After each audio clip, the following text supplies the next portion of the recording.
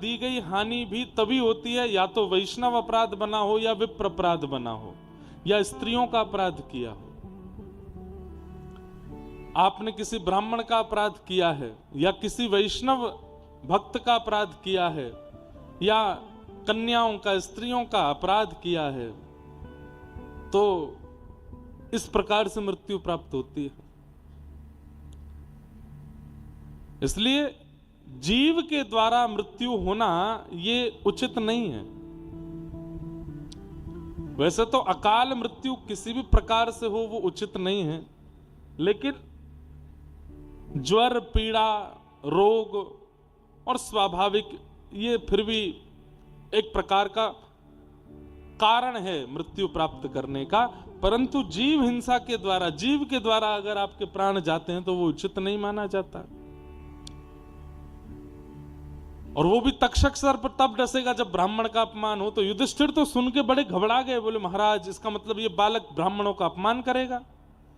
बोले देखिए बात तो सही है, लेकिन एक बात और सुन लीजिए, हम जो इसका भविष्य देख पा रहे हैं, क्या प्रपत्स्यत उपश्रुत्य मुक्त संग पदम हरे।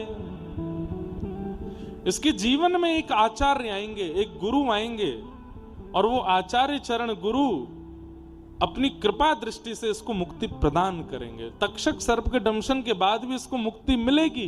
क्यों? इसके जीवन में एक आचार्य होंगे। बंधुओं, कई लोगों के प्रश्न आते हैं, क्या जीवन में गुरु का होना आवश्यक है? बहुत आवश्यक है। गुरु कौन है?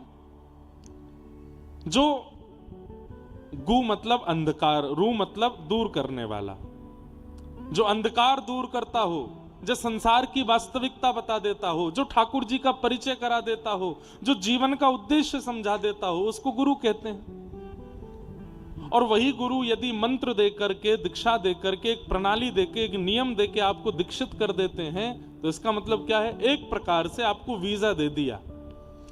अब कोई बिना वीजा के अगर विदेश जाना चाहे नहीं जा पाएगा। पासपोर्ट तो है उसके पास, लेकिन वीजा नहीं है, एंट्री कैसे मिलेगी? गुरु क्या करते हैं? शंख चक्र अंकित करके या फिर कंठी माला प्रदान करके, जिस जिस परंपरा में दीक्षाएं होती हैं वह करके आपको योग्य बनाते हैं ठाकुर जी के। इसलिए गुरु का होना जरूरी तो है। लेकिन गुरु भी दो प्रकार के होते हैं, दीक्षा गुरु और दिशा गुरु। कई बार आप दीक्षा ग्रहण नहीं कर पा रहे तो आप दिशा तो ले सकते हो। हम 10 वर्षों से दीक्षा नहीं दे रहे थे, पिछले वर्ष इतने ज्यादा, बस कहने पर, बहुत ज्यादा कहने के बाद दीक्षा देना प्रारंभ किया। उससे पहले मन में भाव यही था कि अभी भी मैं बहुत बचता हूं, बहुत मतलब बचने का मतलब ऐसा है कि लोग कहते हैं दीक्षा चाहिए, तो मैं कहता हूं कथा सुनो, पहले कथा सुन करके उसका पालन करना प्रारंभ करो।